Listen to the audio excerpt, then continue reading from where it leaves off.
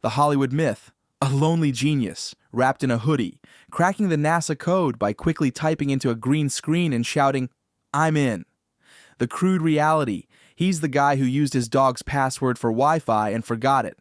His only real system breach was to accidentally enter the wrong ATM PIN 3 times. He boasts that he hacked the refrigerator because he changed the time on the digital display. Pungent habit.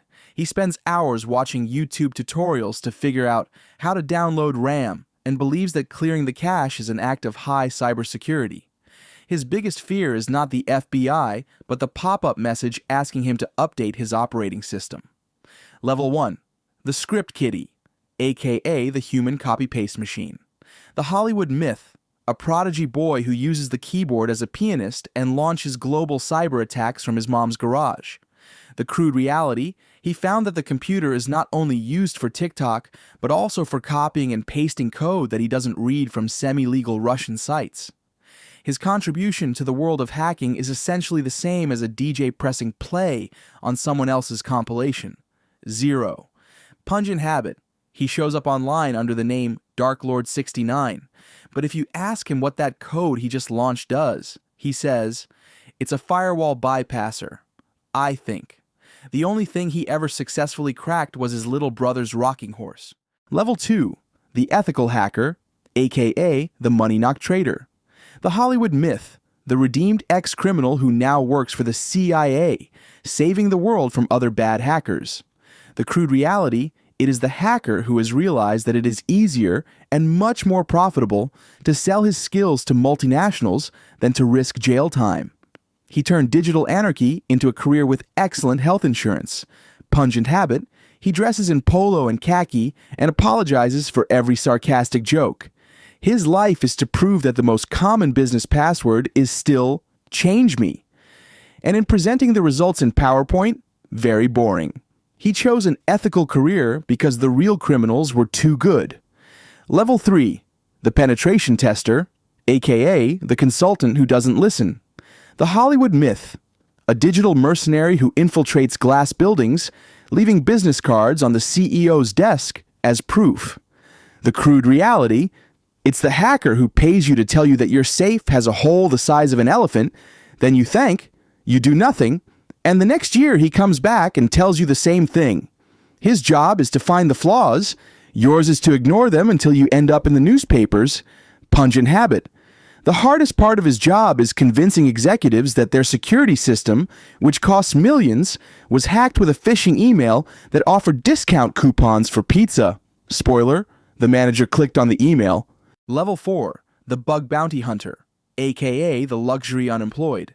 The Hollywood myth, a freelancer who makes millions working from the beaches of Thailand. The Raw Reality, a freelancer who lives in a dark studio apartment has been drinking cold coffee for 3 days and receives $50 for a critical bug after working 80 hours without sleep.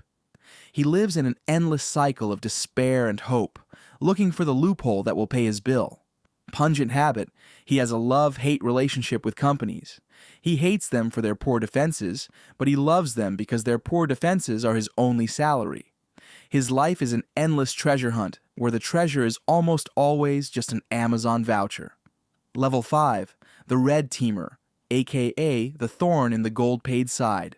The Hollywood myth, an elite secret unit trained to think sideways, physically infiltrating companies to plant malware on USB sticks. The crude reality, they are the neighborhood terrorists of the digital world. They don't test security. They destroy it to see how you react. Their real specialty is social engineering, convincing the receptionist that they are the new IT intern very confused and getting the server access badge. Pungent habit, after hacking the system, they leave humiliating notes on the IT manager's desktop like, "I did it in 10 minutes before my second cup of coffee. Hello.